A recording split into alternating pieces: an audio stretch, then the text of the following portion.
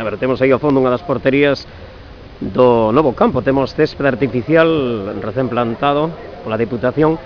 E hoxe un gol deste home que temos diante da nosa cámara, Edu Veiga, valeu para gañar o partido ante un gran rival. Dixeron que hoxe foi un partidazo aquí.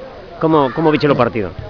Estuvo bien, nosotros hicimos nuestro juego, intentamos combinar y llegar a portería, moviendo al equipo contrario.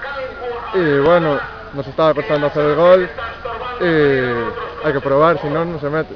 Bueno, un Pontellas que a semana pasada falamos co adestrador, falamos cos xogadores, o ascenso e a meta vosa, ¿no? Agora está en un momento idóneo, ¿no? Para conseguirlo. Estamos xa na segunda mitad desta regional preferente sur.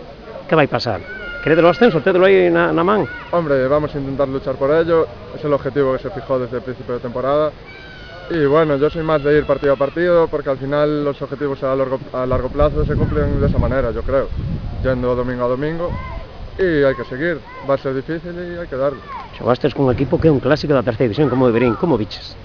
Bueno, yo lo vi más o menos, los equipos que nos vienen a jugar aquí no suelen hacer eso, se encierran y nos cuesta porque es que no es complicado, muchos jugadores en poco espacio y hay que andar muy finos. A ver, contanos, como foi o gol de hoxe que marcaste? A ver, conta a xogada.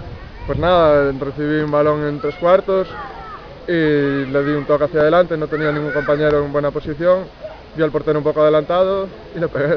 Bueno, pois son as palabras de Edu Veiga aquí neste terreo. Que cambia o terreo de erva natural que temos ao lado, sí, neste recén sembrado con esta erva que está plantada a Diputación de Pontevedra? Hombre, yo creo que el cambio es bastante evidente porque arriba el terreno está un poco irregular y el balón viene pegando botes, es difícil controlar, hacer los regates. Yo personalmente prefiero jugar aquí porque te reduce la incertidumbre, sabes cómo va a ir el balón. Sabes que non vai botar, sabes, claro, ao 100%, ¿no? Claro. Pois veña, to vindeiro domingo, gracias por estas verbas e enhorabuena por ese gol. De acuerdo, enhorabuena a vosotros también por vuestra labor.